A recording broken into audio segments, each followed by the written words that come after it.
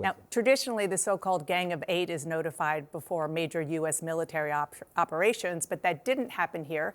The Trump administration notified congressional leaders only after the attacks were underway. Here with me now is a member of that Gang of Eight, the top Democrat on the House Intelligence Committee, Jim Himes. Thank you so much for being here. It's been more than 24 hours. Have you been briefed by anybody in the administration? Still haven't gotten a phone call. Well after the operation yesterday, a staffer at the Office of the Secretary of Defense called the staff on the Intelligence Committee. But no, look, this is a long pattern and a particularly egregious example of a pattern of this administration not giving a hoot about the United States Congress, which, by the way, Jim Jordan just sort of gave the game away. I hope you can play that interview over and over and over again, because he gave the game away, right? He said over and over again, I trust the president. I trust it. Now, he's being asked to explain an imperial adventure, right? I mean, you did a pretty good job. An imperial adventure from the guy who was going to be America first and not get into stupid wars. And his answer is, I trust the president. I trust the president. I trust the president. That is giving the game away, because 2/3 of my Republican colleagues in the Congress wake up every single morning and say, what can I do today to prove my loyalty to the president of the United States? And Jim Jordan, the chairman of the Judiciary Committee, seems to be unaware that our whole system, Dana, is set up to provide checks and balances. That the job of a member of Congress is to approach the president, regardless of that president's party, with skepticism, with pushback, with checks and balances. So again, I hope you can play that video over and over again so America can see the fact that they no longer have a Congress. Congressman, on the topic of Congress and being briefed, what the Trump administration is saying is that they didn't want to notify Congress because leaders, people like you, leak. The Secretary of State said it's just not the kind of mission that you can pre-notify because it endangers the mission. And then the president said Congress has a tendency to leak. Your response? Well, two responses. Number one, that's not accurate. I've sat in on a number of Gang of Eight meetings talking about the boat strikes in which there have been no leaks.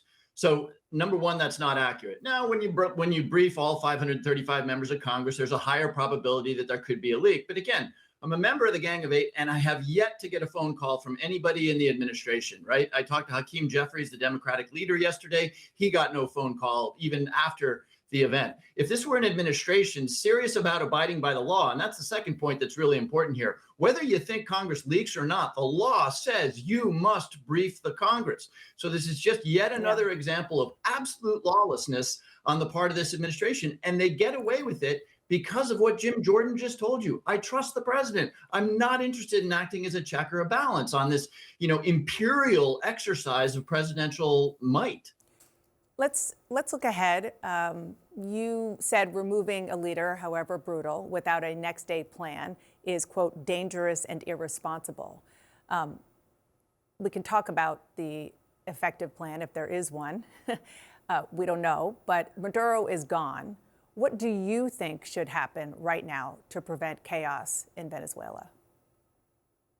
Yeah, Dan, it's a great question, because we're caught up in exactly the euphoria that we got caught up with in 2002 when the Taliban went down, in 2003 when in Iraq Saddam Hussein went down, in 2011 when Gaddafi was killed. We're caught up in this euphoria of how amazing we are at taking down leaders. But again, let's tick through those countries: Afghanistan, Iraq, and Libya. Post our removal of those leaders, I think all of us would look back and say, oh my God, we don't want to do that again. We don't want to not have a plan for the next day. And I don't know about you, but I heard the president yesterday say, we're going to run Venezuela. Now, again, I'm just a member of the Gang of Eight who hasn't yet gotten a phone call from the White House. But as far as I know, we don't have a single person on the ground in Venezuela right now. So what it means for us to be running this, I don't know. What I can tell you, Dana, is that if you were serious about stability in Venezuela, you would have not done two things that the president did yesterday. Number one, you wouldn't have spent half your press conference talking about oil. What do Venezuelans hear when they hear Donald Trump talking about oil? What they hear is the Americans are here for our resources. And by the way, I wouldn't have delegitimized probably the most politically popular woman in Venezuela, recipient of the Nobel Peace Prize. And Donald Trump just out of nowhere says she doesn't have the respect or the standing. He not only made this about oil, but he Well, let me ask you delegitimized about that. probably the most unifying force in Venezuela right now. Let me ask you about that, because you'll know the answer based on your perch on the Intel Committee.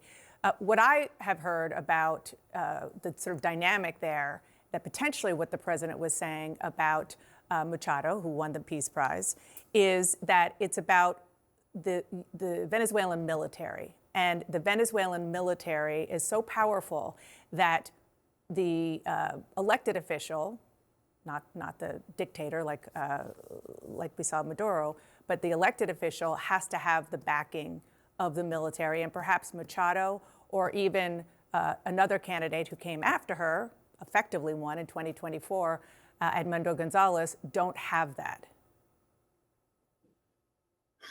Well, I don't even know quite how to respond to that. Number one, the Venezuelan military demonstrated precisely how powerful they were 48 hours ago when they couldn't stop an invasion of their own country, and in which not a single American serviceman was killed or a single military asset. So I'm going to not be terribly sympathetic to the argument that the Venezuelan military is a giant standing astride the globe. Secondly, my God, we're the United States of America, right? We care, or at least we used to care, about democratic norms. We used to care about the idea that the people ought to have a little something to say about who governs them. And again, Donald Trump yesterday in his news conference basically, I think, set the stage for a disaster here by making this about the oil and by taking the person, Machado, who is recognized not just in Venezuela, but by the world as the most legitimate political actor, and saying, she doesn't have the juice. I mean, come on.